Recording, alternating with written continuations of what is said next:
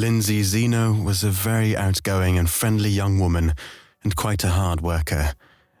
Her life came to an abrupt, heartbreaking end in 2010 after she fell more than 30 feet after getting ejected from her seat on the Xtreme rollercoaster at Dixie Landin Amusement Park in Louisiana. What's baffling about her death is the fact that the following investigations did not yield any results, nor gave closure to her family. The causes that led her to fall from the roller coaster remain a mystery to this day. Stay tuned for all the details of the incident, the investigation, and the mystery of Lindsay Zeno's death at Dixie Landin Amusement Park in Baton Rouge, Louisiana. Lindsay was a cheerful, hard-working 21-year-old.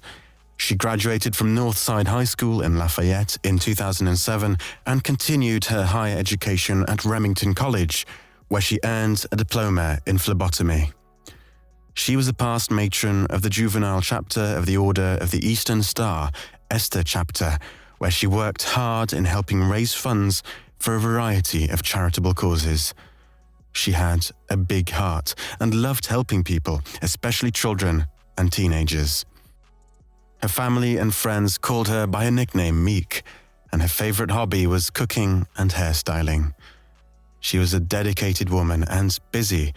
Nevertheless, on July 11, 2010, she and two of her friends decided to blow off some steam by getting some thrills from their endless fun rides at the Dixie Landin Amusement Park. It wasn't her first time there, nor was it her first time taking many of the rides. Nevertheless, something happened on that unfortunate day that led to the malfunctioning of her seat's bar restraint, leading her to getting ejected from her seat from 30 feet high above the ground in a terrifying manner and hitting the ground violently. Sadly, Lindsay died instantly from her severe injuries. Her death is still a mystery. The investigation that followed was inconclusive and didn't determine if the accident was due to a malfunction of the safety mechanism or if it had never been properly locked to begin with. The park never reopened the Xtreme ride after the incident, and soon it was permanently closed. Blue Bayou Water Park and Dixie Landin are adjacent amusement parks in Baton Rouge, Louisiana. Blue Bayou is a water park, and Dixie Landin is a dry amusement park with thrill rides. Both are owned by Samuel B. Haynes, Jr. The Xtreme rollercoaster, which opened in 2007, 3 years before the incident, spins as it twists and turns along a steel track. The cars on the ride carry 4 passengers back to back and involve a spinning motion as it speeds along the track. The Xtreme was originally engineered and manufactured by Zoner of Germany in 2000 and sold to an amusement park in Great Britain. Dixie Landin purchased the ride in 2007. Here are the incident details. On July 11, 2010, Lindsay Zeno and 2 other friends arrived at the Dixie Landin Amusement Park just around 3 p.m. and tried some rides. Later, around 4 p.m., 21-year-old Lindsay was sitting alone on the Xtreme ride. No one was sitting next to her. However, the rest of the ride's train was full of passengers. Less than 15 seconds after the ride took off, she realized that her safety bar, which goes over the head and sits on the legs of the rider, is not locked and was loose. She began struggling with her safety bar, which was lifting up every time she pulled it down. She was either unable to get it all the way down to the point at which it locks automatically, or it was malfunctioning and not locking as it should. According to a witness named Arnold Tabdatha, who was sitting on the next ride and had a good view of the Xtreme ride and the ensuing struggle, the thing that goes over your chest came up and she was trying to pull it down. Pull it back over her when she made that turn, and I guess she couldn't pull it over because the next thing you know, she was hitting the ground. Everybody was just staring. That was the worst thing I've ever seen in my life. Lindsay couldn't secure the safety bar, and as a result was also unable to remain in her seat because the ride's train moves quite fast and makes some crazy turns.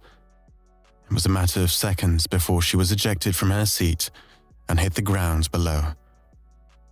Lindsay died instantly upon impacting the ground, but was pronounced dead about 30 minutes later at a Baton Rouge hospital.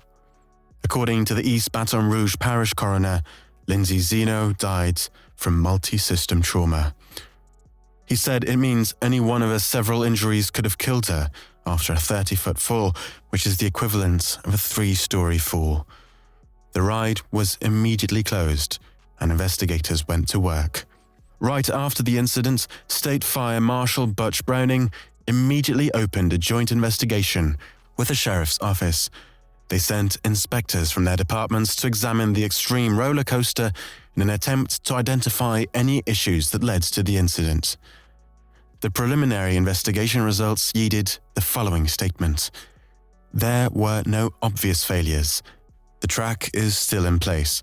The mechanical parts of the ride are still in place. The drives, electrical, everything seems to be fine right now. So our work is going to be long and tedious. Browning also added that the ride was just inspected in the previous month and no violations or mechanical problems were found.